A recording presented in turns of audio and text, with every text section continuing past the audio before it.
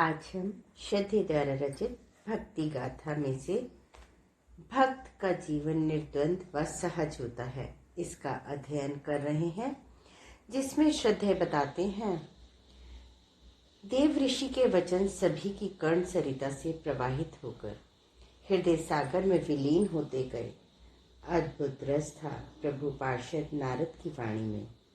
कुछ क्षण को तो लगा कि सभी को भाव समाधि हो गई, परंतु तभी महर्षि क्रतु ने चेताया, देव ऋषि, ऐसा भी तो हो सकता है कि अंतर चेतना भक्ति में इतनी भीग जाए कि लोक एवं वेद सब कुछ स्वयं ही बिसर जाएं। हाँ, संभव है ऐसा। ब्रह्मर्षि पुलह का स्वर था यह। वह कह रहे थे कि भावुकता जब भाव महाभाव में परिवर्तित होती हुई परिपक्व प्रेम में प्रतिष्ठित होती है तो सभी विधि निषेध खोने लगते हैं। आत्मबोध इतना प्रगाढ़ होता है कि देह बोध विस्मृत होने लगता है। भक्त भगवन्मय होता है। ऐसे में कैसे निभे आचार विधान, किस तरह से किए जाए कठोर कर्म। पुलह के इस प्रश्न पर देवर्षि नारद का मौन टूटा। उनके हृदय से भक्ति की झंकार उठी और अधरों से फूट पड़ी। उन्होंने कहा, लोकोपि पिता व देव किंतु भोजनादि व्यापारस्त्वा शरीर धारणावधि। अर्थात लौकिक कर्मों को तब तक ब्रह्म ज्ञान रहने तक विधि पूर्वक करना चाहिए, पर भोजन आदि कार्य जब तक शरीर रहेगा होते रहेंगे। इस सूत्र के उच्चारण के साथ देव ऋषि ने ऋषियों एवं देवों की दिव्यता को निहारा और कहने लगे, यह सूत्र पूर्व सूत्र का ही उत्तर भाग है। दोनों को एकीकृत करके समझना चाहिए। सच यही है कि नियम एवं मर्यादाओं की अवहेलना नहीं की जानी चाहिए। इन्हें अपने आप मनमाने ढंग से छोड़ देने पर पतन की आशंका बढ़ जाती है, परंतु भावों में भीगी चेतना जब भक्ति में प्रतिष्ठित हो जाती है तब ये सभी बाहरी आचार नियम सहज ही छूट जाते हैं। हाँ,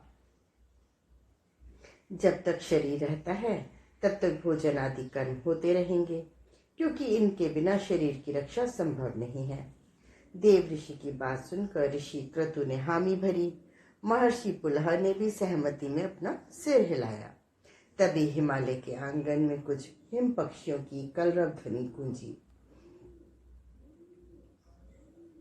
और वातावरण थोड़ा और मुखर हुआ। गायत्री के महासिद्ध ब्रह्म ऋषि विश्वामित्र इस संपूर्ण अवधि में प्रायः मौन रहे थे। इन क्षणों में उन्होंने भी कुछ कहने की उत्सुकता दिखाई। परम ज्ञानी ब्रह्म ऋषि को बोलने के लिए उत्सुक देखकर सभी शांत हो गए। संभवतः सब ब्रह्म ऋषि को सुनने के लिए उत्सुक हो उठे थे। सभी की इस अपूर्व उत्सुकता को भांपकर देव ऋषि ने स्वयं कहा, आप कुछ कहें ब्रह्म ऋषि, हम सभी आपको सुनना चाहते हैं। आप महान तपस्वी एवं अनेकों गुह्य विद्याओं के विज्ञाता हैं। आपके स्वर को सुनकर सभी अनुग्रहित होंगे। सो तो ठीक है देव ऋषि।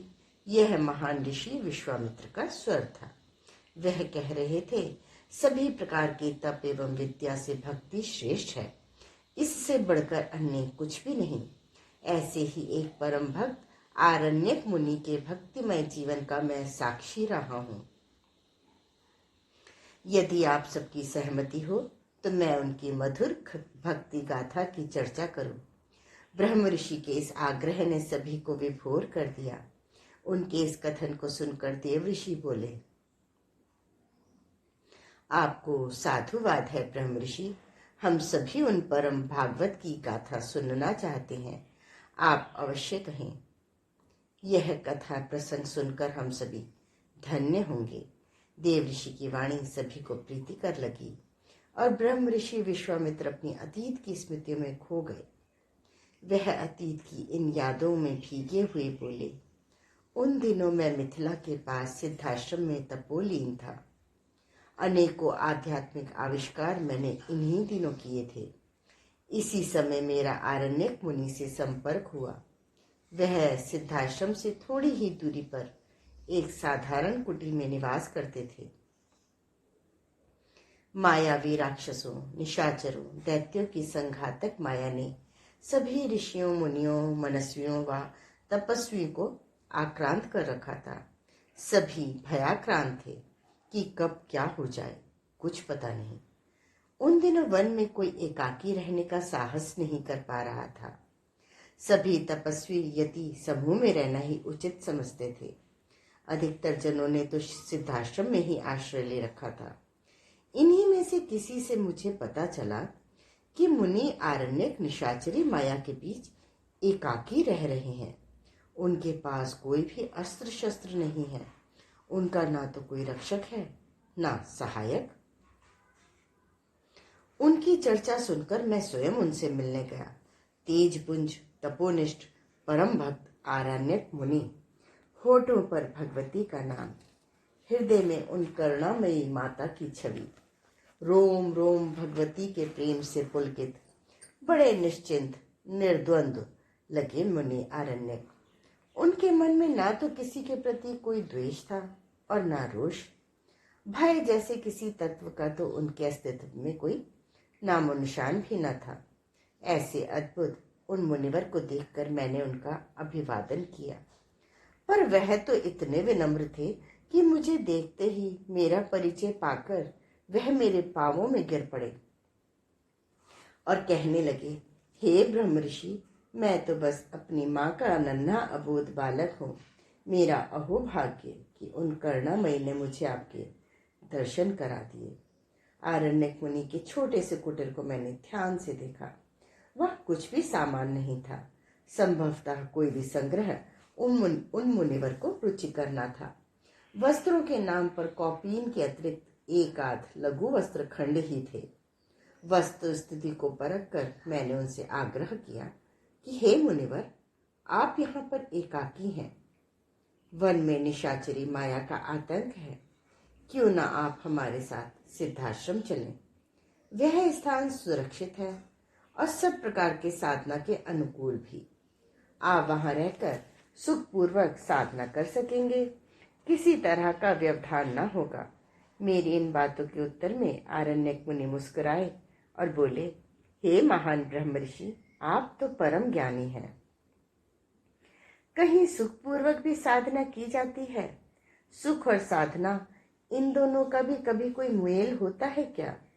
रही बात निशाचर, राक्षस, दैत्यों की माया का, तो क्या वे सब भगवती महामाया से भी ज्यादा मायावी हैं? अरे, जिनकी माया के छोटे से अंश से यह सृष्टि रची गई है, जिनकी चेतना का एक कण पाकर सभी चेतन हैं, उन परम करुणामयी माँ का बालक भयभीत हो, यह लज्जा की बात है। फिर वह कहने लगे, ब्रह्म ऋषि, मैंने जीवन में ना तो तप अर्जित किया है, ना ही विद्याएं अन्वेषित की हैं। बस माँ का नाम लिया है। यही मेरा धन है और जीवन है। मैं किसी भी आतंक के भय से अथवा किसी सुविधा के लोभ से अपनी भक्ति एवं निष्ठा को कलंकित या कलुषित नहीं करना चाहता। बड़ी तेजोदीप थी उन महान भक्त की वाणी। सौम्य होते हुए भी वे परम दुधर्ष थे। वह इस उन्नत अवस्था में भी आचार निष्ठ थे। सभी नित्य नैमित्तिक कार्यों को वे बड़ी श्रद्धा और आस्था पूर्वक करते थे। फिर भी जब कभी वह महीनों की भाव समाधि में खो जाते तो यह सभी आचार नियम शिथिल पड़ जाते थे। शरीर रक्षा के लिए भोजन आदि का क्रम थोड़ा बहुत ही हो जाता है। उनसे जब मैंने यह जानना चाहा कि शरीर की रक्षा के लिए भोजन आदि की व्यवस्था कैसे निपटी है, तो बरबस वह हंस पड़े और कहने लगे, जो इस अखिल विश्व की व्यवस्थापिका है, वही मेरी भी उचित व्यवस्था कर देती हैं। उन परम भक्त की एक बात मुझे आज भी महामंत्र की तरह स्मरण है।